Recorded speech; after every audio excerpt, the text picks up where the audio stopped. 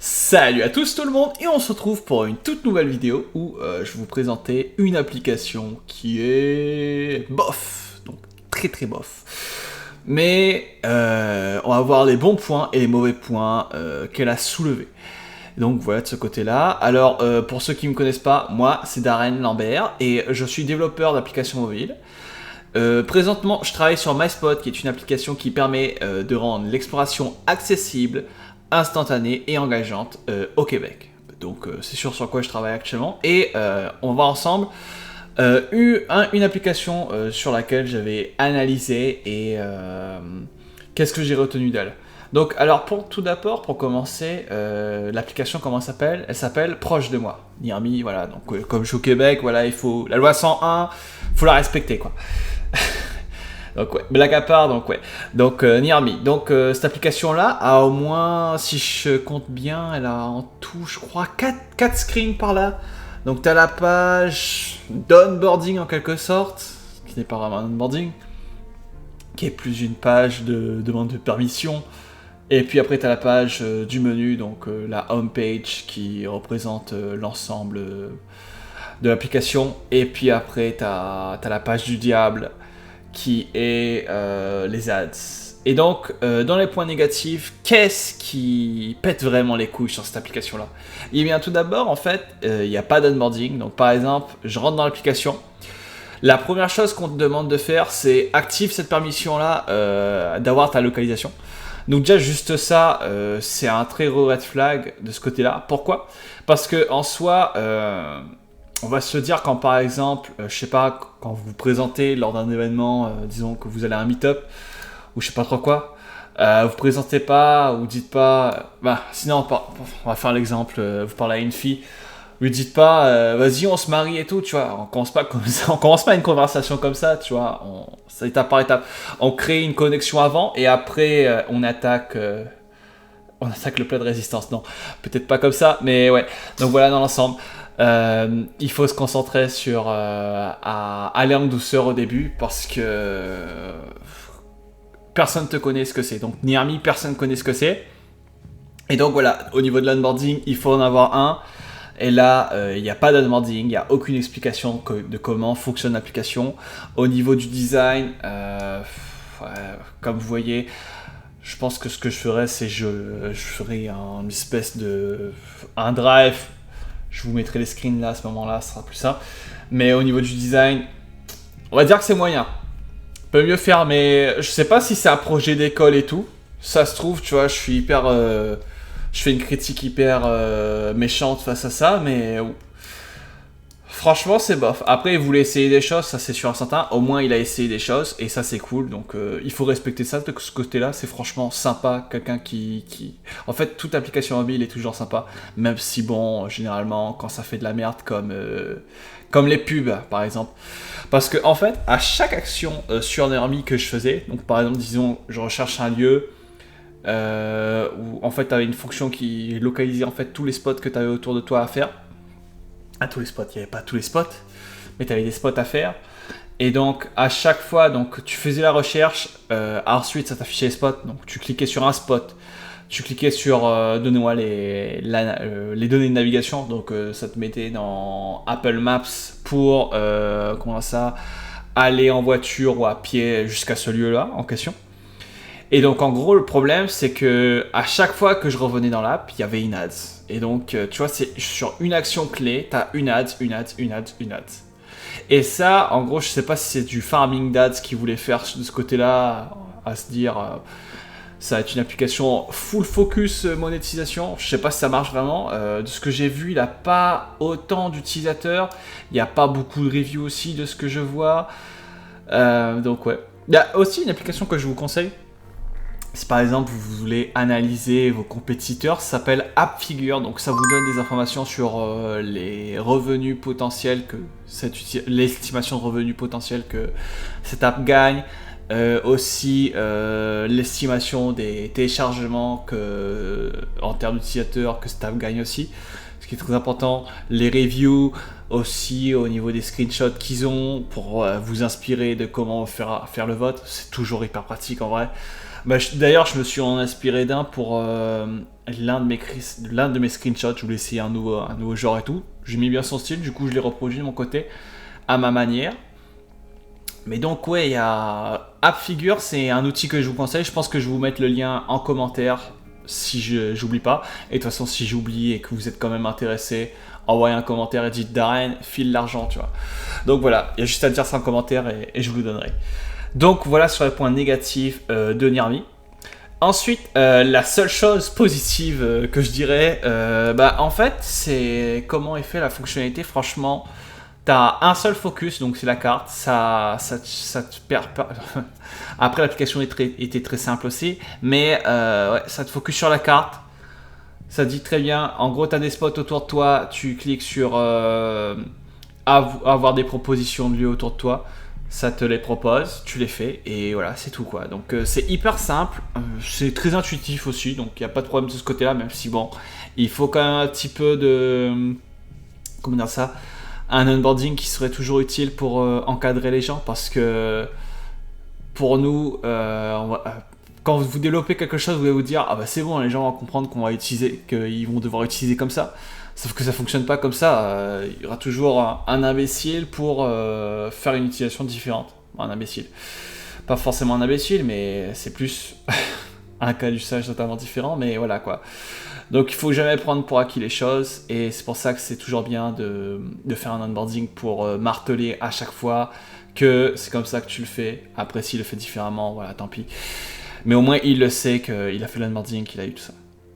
Donc, ouais, comme je disais, donc pourquoi un onboarding? Donc, principalement, bah, en fait, l'onboarding, c'est pas que en termes de fonctionnalité, mais c'est plus pour montrer en quelque sorte la valeur de ton application.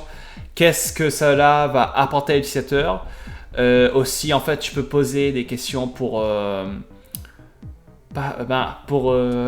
segmenter en anglais. Enfin, bah, segmenter, je crois que en français ça se dit aussi. Donc pour diviser en fait, en gros ça permet de trier en fait mieux les datas aussi au niveau de tes utilisateurs pour savoir quel type d'utilisateurs viennent téléchargent le plus ton application. Ça permet de savoir ça. Donc disons par exemple, moi je pose une question du type t'es qui? Ouais, par exemple, t'es qui? Et par exemple, je mets dans les 3 choix, t'es un voyageur, t'es un immigrant qui vient au Québec, t'es un Québécois, etc. Tu vois, des trucs comme ça. Par exemple, entre ces 3 choix-là, et ben en fait, ça fait une segmentation et donc ça crée différents types d'utilisateurs. Et donc, en fait, on peut voir en quelque sorte quel type d'utilisateur kiffe l'application. Et en conséquence, on peut maximiser et se focus sur ce type d'utilisateur-là pour donner plus de valeur. Et donc voilà. Ensuite, au niveau des ads, en fait, ce qu'il aurait pu faire à la place, c'était en fait la méthode Duolingo, que aussi moi j'utilise présentement parce que j'ai présentement intégré un paywall. Et donc en gros, ce que je fais, si je me trompe pas, c'est tout au niveau quand en fait l'utilisateur atteint sa limite d'avoir ajouté et qu'il a ajouté 5 lieux sur sa to-do list. Donc il a en fait en gros par semaine il a 5 lieux à faire, donc c'est lui-même qui ajoute des lieux, il regarde sur la carte, il ajoute des lieux sur la to-do list et après il va les faire quand il veut. Et donc ça fonctionne comme ça. Et donc au bout du 5e, quand il le pose, il y a une ads qui apparaît. Mais c'est pas une ads, comme vous voyez, c'est pas ce type d'ads là. Donc je sais pas pour ceux qui ont déjà utilisé Duolingo. Mais Duolingo en fait, leur principe d'ads, c'est en fait, en gros, c'est leur publicité à eux quoi, en soi. Donc moi en fait c'est la même chose quoi, c'est ma publicité à moi, c'est en gros là présentement l'ads que je fais en question c'est juste le paywall quoi. Je pourrais changer ça par exemple, faire une vidéo et tout pour promouvoir un peu pourquoi les gens devraient utiliser la version monétisée de MySpot, tu vois, un truc comme ça. Et donc voilà, donc pour moi, comment bien utiliser les ads, ça serait par exemple, comme je dis, axer sur ton produit, ce qui est très pratique, ça évite d'utiliser Google Ads et d'avoir des pubs à la con comme, comment ça s'appelle les pubs de... vous voyez les jeux de soldats et tout là, avec les casernes et tout, Clash of... Pas Clash of Royale là, mais bon les autres trucs là, de merde là. Mais voilà, les jeux qui te disent ouais, ça ressemble à ça le jeu, mais en fait non, c'est pas du tout ça. Mais ouais. Donc ça, et aussi en fait, il faut aussi que l'ADS affiche de manière moins récurrente, mais quand même qu'elle soit présente. Donc en fait, le principe de Duolingo, c'est à chaque leçon que tu as terminé, quand tu as terminé une leçon, il y a une ads qui apparaît. Mais tu vois, en fait, quand tu as fini la leçon, c'est pas un problème qu'il y a une ads qui apparaît, parce qu'en fait, l'ADS, ce qu'elle permet de faire, ça te permet de te prendre un break, littéralement. Et donc, ouais, comme je disais, dans le cheminement d'utilisation de Duolingo, au niveau de l'ADS, ce que ça permet de faire, c'est quand il a terminé la leçon, l'utilisateur, et bien en gros, ça l'affiche l'ADS, mais en fait, ça fait un temps de repos. Donc, la personne, ça lui fait rien, en fait, en gros. Et là, ben moi, en fait, vu que je l'utilisais, j'ai apprécié en fait là, ça m'a pas posé problème de ce côté-là. Et donc voilà le point que je voulais apporter sur ça. Pour faire simple, la première version de MySpot qui s'appelait LandApp, elle avait pas d'onboarding, donc là c'était littéralement de la merde. Et je peux vous dire qu'il y a eu quand même pas mal de trucs à corriger de ce côté-là. Et donc j'ai tout de suite ajouté un onboarding, mais bon, c'était de 3 slides. Et il n'y avait pas la section dont je vous parlais qui permettait de segmenter tes types d'utilisateurs. Et donc j'avais pas en fait des formulaires, des sortes de questions à chaque fois que tu poses à tes utilisateurs dans l'onboarding, ce qui est très pratique. Là maintenant, sur la nouvelle version, j'ai développé un onboarding beaucoup plus, pas complexe, mais complet. Donc qui permet de faire vraiment un lien avec l'application et de promouvoir en fait sa valeur. Et en fait, pourquoi cet onboarding là marche, tout simplement en fait, comme je vous l'ai dit, le tri des utilisateurs permet de savoir en fait, de capturer la donnée, qui sont nos utilisateurs, qu'est-ce qu'ils veulent réellement, c'est quoi leurs objectifs et tout, et donc ça te permet en fait de mieux gérer l'app et de corriger ton focus sur l'app et tout. Et donc ça, l'onboarding, ce que je voudrais remercier, c'est principalement RosMyApp qui m'en a appris à faire un, qui est très pratique. Si vous voulez un jour, ce que je pourrais faire, c'est de vous partager un peu la recette de mon côté. Là, c'est hyper simple à utiliser, mais ouais. Je pourrais vous expliquer brièvement comment ça marche et tout. Mais donc ouais, et puis après, donc la prochaine V4 qui est déjà sortie de mon côté, donc j'ai supprimé certaines sections dans mon onboarding qui étaient plus trop pertinents. Je pense que j'en ferai une vidéo aussi de ce côté-là.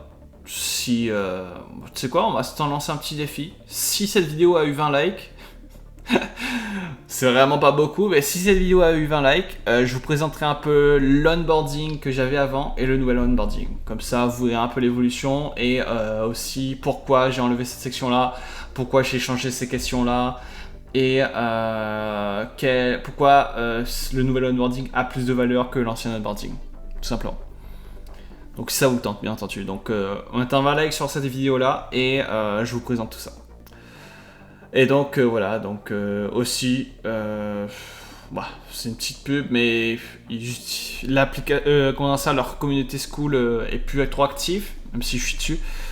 Mais en gros, si par exemple vous voulez apprendre à créer des onboarding, RosMyApp Kitchen est vraiment très pratique pour vous encadrer et vous aider de ce côté-là. C'est vraiment les meilleurs. Moi, ils m'ont pas mal aidé de ce côté-là à bien comprendre comment améliorer mon application. Pas que sur l'onboarding uniquement, sur aussi la création de contenu, comme je vous l'ai dit dans la vidéo précédente, si vous ne l'avez pas vu. Et aussi au niveau de l'assaut qui a été franchement très pratique avec l'outil Astro qui me l'ont fait découvrir. Franchement, c'est un game changer celui-ci, que je pense que je ferai aussi une vidéo qui serait pertinente aussi pour vous là, si ça vous plaît. Donc j'espère que cette vidéo vous a plu sur l'une des pires apps que j'ai testées et ce que ça m'a appris. Et sur ce, n'oubliez pas de liker cette vidéo là et de vous abonner et on se retrouve pour une prochaine vidéo.